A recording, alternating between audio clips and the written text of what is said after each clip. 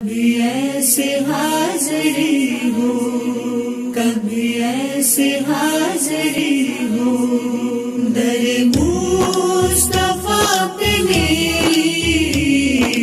کبھی ایسے حاضری ہو، میرے سامنے ہو روزہ۔ ناظرین کرام، اسلام میں نیت کا نہایت ہی اہم مقام ہے،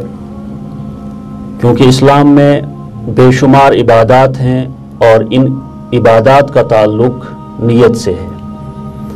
تو سب سے پہلے ہمارے لیے یہ جاننا ضروری ہے کہ نیت کا شرعاً حکم کیا ہے، یعنی کب نیت ضروری ہوتی ہے اور کب نیت ضروری نہیں ہوتی ہے۔ چنانچہ دو طرح کی عبادات ہیں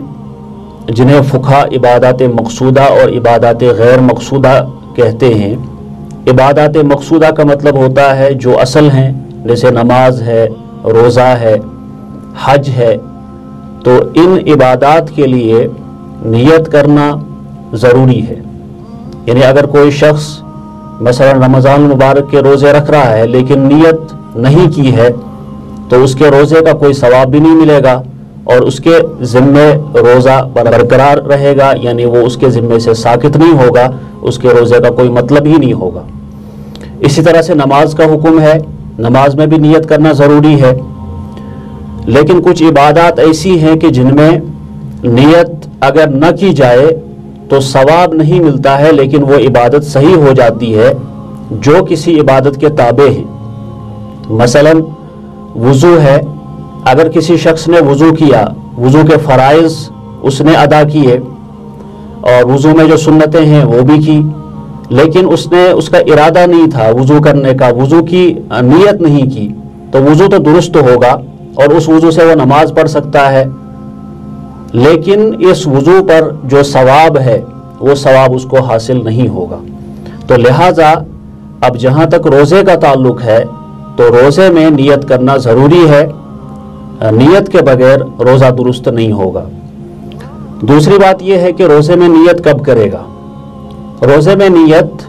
انسان رات ہی سے کر سکتا ہے، یا پھر جس وقت سحری کھا لے اس وقت بھی نیت کر سکتا ہے، اور اگر کوئی نیت کرنا بھول جائے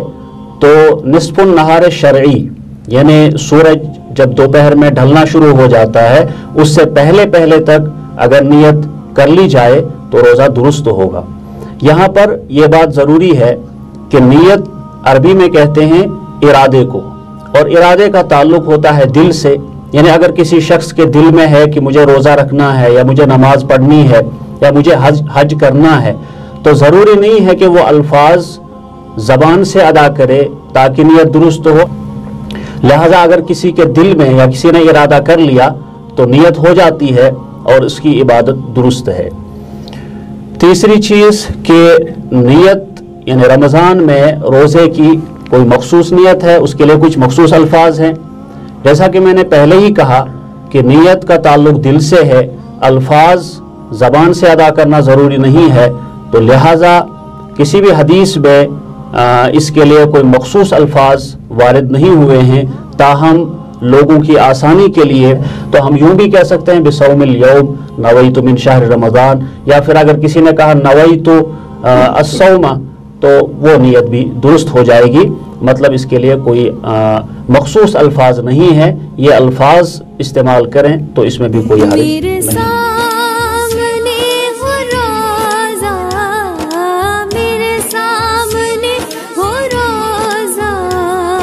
مجھے موت